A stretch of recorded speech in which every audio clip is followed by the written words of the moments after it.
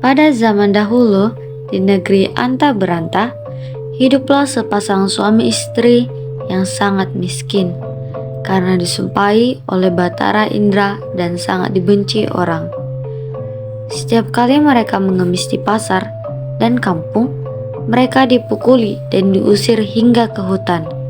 Oleh karena itu, tinggallah sepasang suami istri itu di hutan dan memakan batang kayu dan buah-buahan.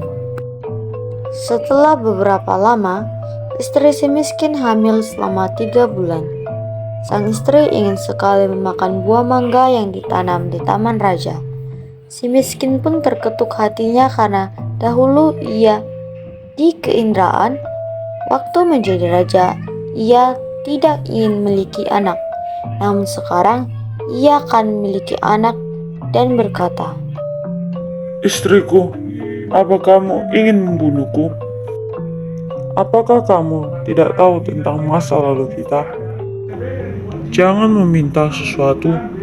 Kita tidak bisa mengambil buah mangga yang ada di taman raja."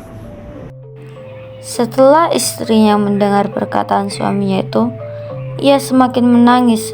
Lalu suaminya berkata, "Diamlah istriku, jangan menangis. Aku akan mencarikan buah mangga itu dan memberikannya padamu." Istrinya pun berhenti menangis. Lalu si miskin pergi ke pasar mencari buah mangga. Setelah sampai di pedagang buah mangga, ia ragu untuk meminta buah mangga karena ia takut orang akan memukulinya. Pedagang buah mangga pun bertanya, Hai miskin, apa yang kamu inginkan? Jika Tuhan mempunyai belas kasihan, berikanlah saya sebiji buah mangga yang sudah busuk, Tuhan. Orang yang berada di pasar pun menjadi iba karena mendengar kata-kata si miskin itu. Lalu orang yang berada di pasar tersebut memberikan si miskin buah mangga, makanan, dan bahkan pakaian serta buah-buahan lainnya. Si miskin pun heran karena biasanya ia diusir, dipukul, hingga dilempari kayu dan batu. Setelah ia berpikir seperti itu, di dalam hatinya ia pun pergi ke hutan untuk menemui istrinya.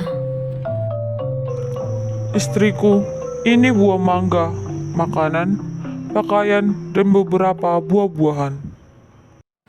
Kemudian istrinya menginjak-injak apa yang diperoleh si miskin tersebut sambil menceritakan apa yang terjadi. Istrinya pun menangis dan tidak mau makan jika bukan buah mangga yang ditanam di taman raja dan berkata, Biarkan saja aku mati. Miskin pun sangat terpukul melihat perbuatan istrinya. Kemudian ia pergi menghadap Maharaja Indradewa yang saat itu sedang mengadakan pertemuan raja. Lalu ia masuk ke dalam dan Baginda Raja pun berkata, Hai miskin, apa yang kamu inginkan? Si miskin pun menjawab sambil bersujud, Tuan, ampunilah hamba. Hamba datang ke sini ingin meminta buah mangga yang sudah jatuh ke tanah tuanku. Apa yang kau ingin lakukan dengan buah mangga itu? Untuk dimakan, tuanku. Tolong ambilkan setangkai buah mangga untuk si miskin ini. Kemudian diambilkanlah buah mangga tersebut untuk si miskin yang sedang sujud kepada Baginda Raja. Setelah itu, si miskin pun berjalan pulang ke rumahnya. Setelah dilihat oleh sang istri akan si miskin datang membawa setangkai buah mangga, ia pun tertawa senang sambil memakan buah mangga tersebut. 3 bulan kemudian, sang istri menangis ingin makan buah nangka yang ditanam di taman raja. Dengan cara yang sama, Si miskin mendapatkan buah nangka yang ditanam di taman raja untuk istrinya yang sedang mengidam itu. Selama istri si miskin hamil, banyak makanan, pakaian, beras, dan peralatan yang diberikan kepadanya. Pada waktu yang baik dan tepat pada malam hari 14 bulan itu, bulan bersinar terang. Kemudian pada waktu itu juga, istri si miskin melahirkan seorang anak laki-laki yang sangat baik dalam penampilan dan tampan. Anak itu diberi nama Marakarma, yang artinya anak di dalam kesulitan. Dengan takdir Allah SWT melimpahkan kepada hambanya, si miskin pun menggali tanah untuk membuat tempat tinggal untuk keluarganya.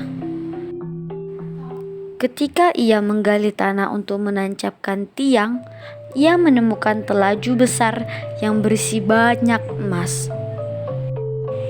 Istrinya pun datang untuk melihat dan berkata, Mas ini tidak akan habis sampai anak cucu kita, suamiku. Ia pun menjadi kaya dan membeli barang-barang kebutuhannya seperti kendi, utar-utar, pelana kuda, keris, dan sebagainya.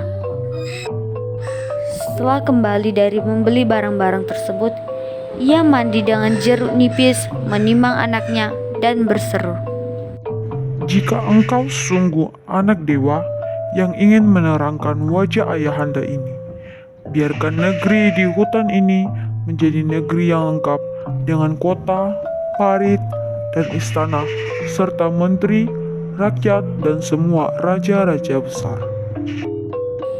Terkabullah permintaan itu dan si miskin menjadi raja dan berganti nama menjadi Maharaja Indra Angkasa. Dan istrinya berganti nama menjadi Ratna Dewi dan negeri itu dinamakan Puspasari. Terima kasih sudah menonton cerita Hikayat Si Miskin. Saya Frozalwin Jipora Pasaribu, pamit undur diri. Terima kasih.